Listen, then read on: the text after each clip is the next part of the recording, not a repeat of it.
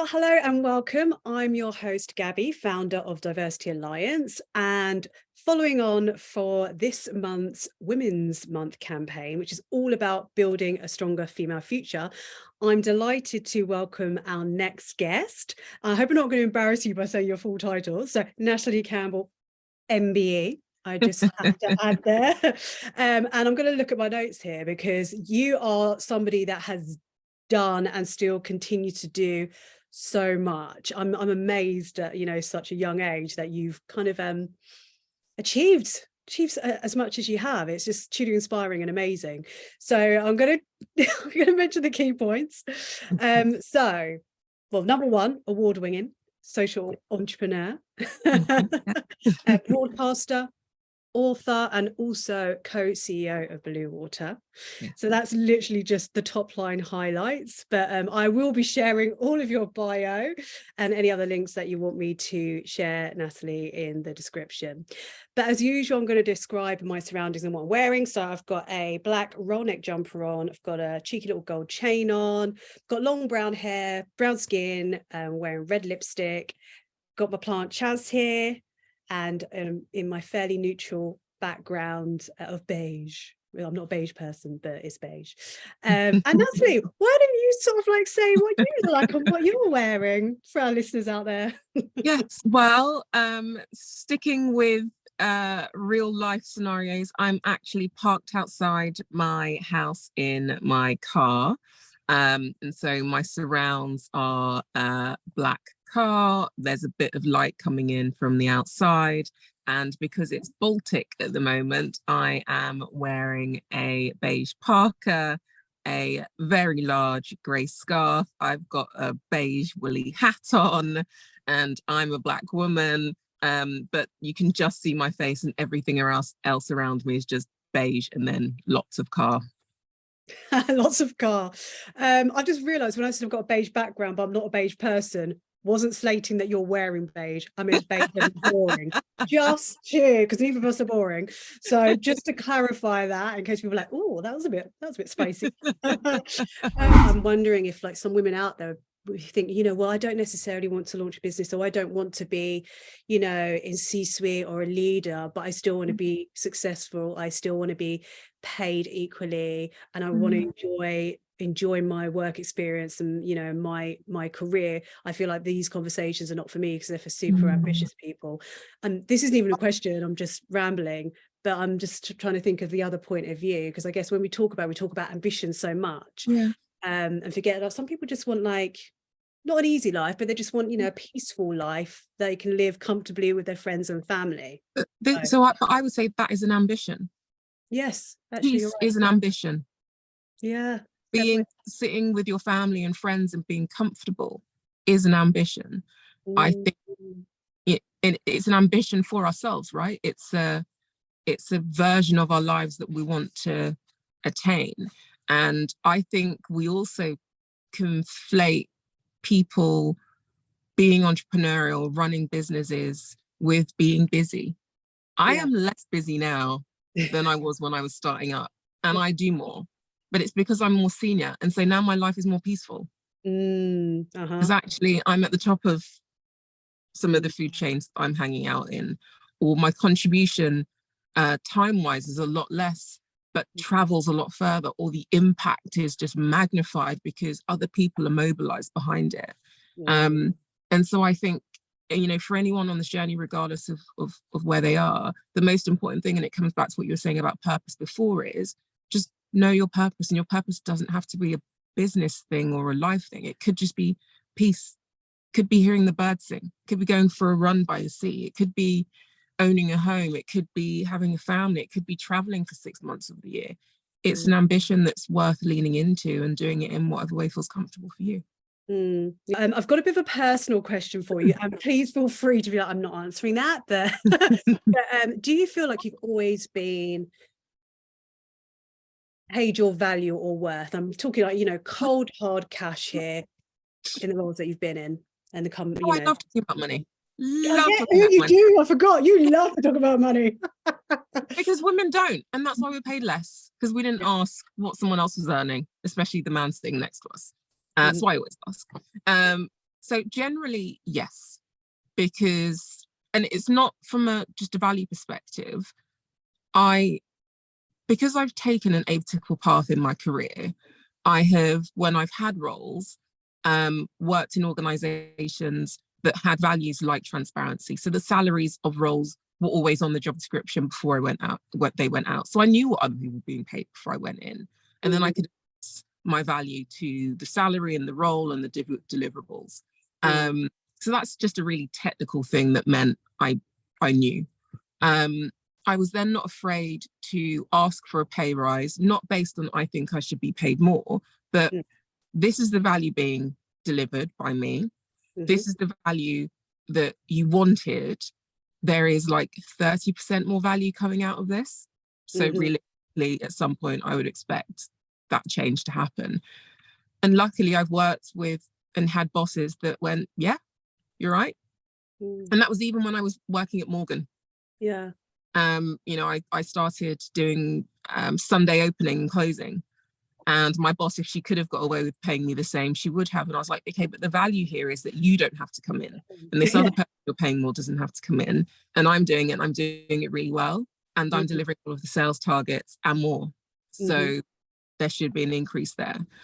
And so that's always been very, very natural to me. When I set up my agency, A Very Good Company, that's when more of the challenge came in. And so we just decided we wouldn't work with people we didn't like on projects that we didn't believe in and where we were being underpaid. And we would always ask questions to understand the value of what they were paying equivalent consultants in other areas to get that of value and worth. Tell us a little bit more about your agency, actually. We didn't really touch on that, and I think it's of interest. So I set up an agency called A Very Good Company in 2011. And this was before anyone was interested in sustainability and human-centered design, innovation, but typically social innovation, where you put people at the heart of solving challenges. And it included equity, diversity, and inclusion. It included conversations, challenging workplace conversations, but it was never explicit because, like I said before, people weren't necessarily ready for it to be as explicit. But we spoke about mental health and well-being, again, not the top line of things because people weren't ready, but it was there and underpinned.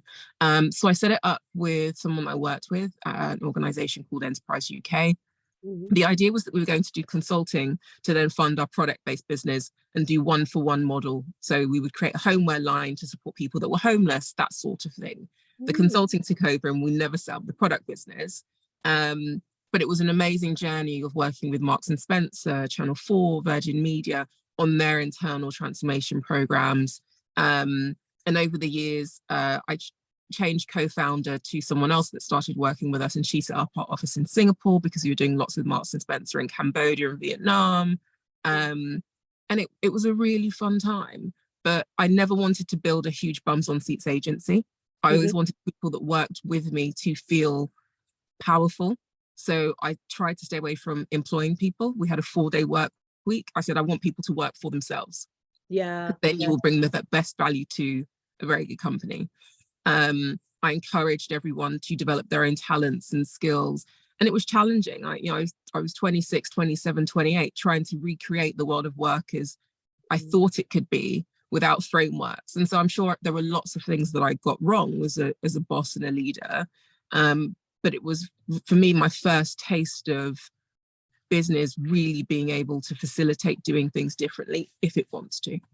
Okay, so to finish off, actually, I've got 2 questions before we go because we're running out of time. But was question number 1 I wanted to ask? Oh, if you were going to offer some tips, I guess, some kind of like top tips, 3-point plan for women looking at identifying their worth if they're not sure what that value is, how to discover what that value is that they bring to an organization or even their own businesses, in addition to creating that plan or opportunity where they can ask, explicitly ask, for either whether it's equal pay if they know what the pay scales are in their business, which they do, or to ask for that raise, that pay rise. What are some kind of like tips you would give to women in order to kind of do that? So firstly, I would say, if you're working in an organization that's opaque when it comes to money, maybe you shouldn't be working in that organization. The values alignment isn't there, right? There's a reason why they don't feel like they can talk about salaries, where organizations that are open about what people are being paid, about bonuses, about how you progress, about what the bands and grades are and how you ultimately move through them. That's an organization that probably has the right things in place from a values perspective, even from a business planning perspective. So that's the first thing I'd say. If you're not in a position to leave and you absolutely love it, and there are multiple reasons why they don't have that level of transparency, then I think you need to go on your own journey of understanding your worth, understanding your value across the sector, understanding what your peers are earning, and then put together your pitch for what you should be paid, and then think about how you want to raise or rise through that payment rank and articulate it. Your boss and their boss and their boss and their boss, however many bosses there are, should know. Yeah, you're on this in 2 years or 18 months, whatever it is. This is the value you'll be delivering, and this is where you expect to see your career and your salary accordingly go. Great advice, great tips. And the reason why I mention it is because actually quite a lot in the events industry, and I'm talking really from like agency supplier perspective, not corporates that have event departments and deliver events, because I'm sure they have a very different experience, but you don't see that transparency in pay at all. Look at any of their job ads, it's competitive pay, salary competitive. So a lot of people in our industry are like, I don't know what other, and there's such big gaps between what certain agencies are paying, what other agencies are paying. There's no kind of like across the board pay scales based on your responsibilities and your role and what you bring to the role, which is something that really needs addressing, and that's why I wanted to kind of bring that up. But so can I just say, so if you go into an interview and they say, what is your current salary, don't answer the question. I would always say to that question, my expectations for this role aren't based on where I've come from, they're based on the value that I'm going to bring within this role, and therefore the expectation of salary in this role would be X, because people will pay you the amount they feel like they can get away with paying you. And if you've been underpaid consistently or systematically over the course of your career, you're probably 10k 20k short. And so they'll be like, well, she was on 23 28, so we'll just bump it up maybe by £500, or we'll say that in 6 months we might. No. Just no. Joe, every role I went for, I asked for 10k over my current salary. It worked, and I'll be like, oh, okay, I hope none of my ex-employees are watching. Well, I delivered. Exactly. Okay, last question, and that's I think I'm gonna actually highlight that piece of the text and a quote of what you just shared there. I think a lot of people find it really useful, that salary question in an interview. So thanks so much for sharing that. And just finally, we like to ask our guests if there's 2 books that they could recommend about anything that's inspired you. Please do let us know, share it with us now, and then we can kind of link that up for our watchers and our viewers and our listeners. So 2 old school books for me, and these are the books I read in my late teens. The first one is The Monk Who Sold His Ferrari. It's a story about how you connect with your life's purpose and meaning. And that's not career, that's just your why. How you build in peace and resilience and gratitude, and think about your health and think about family and think about relationships and all of the things that a core Maslow. So that's the first one, The Monk Who Sold His Ferrari. Then the second one, the title is misleading. It's The 1 Minute Millionaire.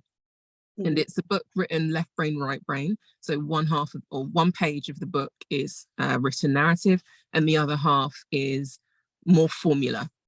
And it's the underlying premise is, if you had to make £1 million in 30 days, what would you be willing to do?